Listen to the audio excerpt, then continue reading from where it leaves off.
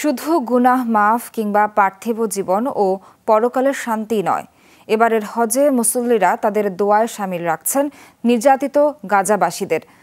আরাফার ময়দানে প্রবেশের পরে মুসল্লিরা জানান, ফিলিস্তিনে শান্তি কামনার প্রতি মুহূর্তে আল্লাহর দরবারে আকুতি জানাচ্ছেন তারা।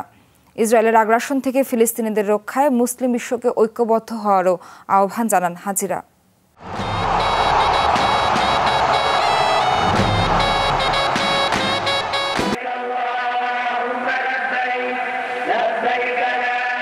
জীবনে একটিবারের জন্য হলেও আল্লাহর ঘর তাওয়াফ করার স্বপ্ন থাকে প্রতিটি মুসলমানেরই। হজ পালনের অন্যতম আনুষ্ঠানিকতা আরাফার ময়দানে উপস্থিত হয়ে গুনাহ মাফ, ইহ ও পরকালের জীবনের শান্তির জন্য মন উজাড় করে দোয়া করছেন মুসল্লিরা।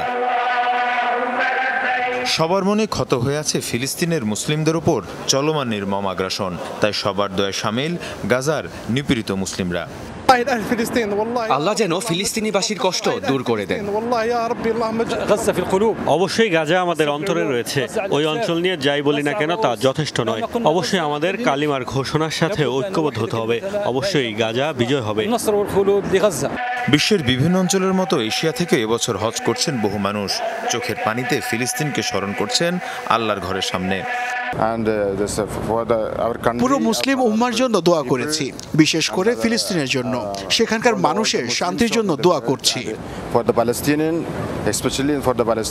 গাজাবাসীকে চলমান ইসরায়েলি তাণ্ডব থেকে রক্ষায় মুসলিম বিশ্বের নেতাদের নিষ্ক্রিয়তায় হতাশ মুসল্লিরা। আশা করেন সবাই গাজায় শান্তি ফেরাতে হবেন উদ্যোগী।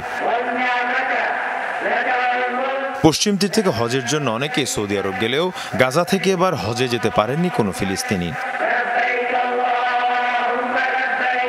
মীর মুশফিকা হাসান, যমুনা নিউজ।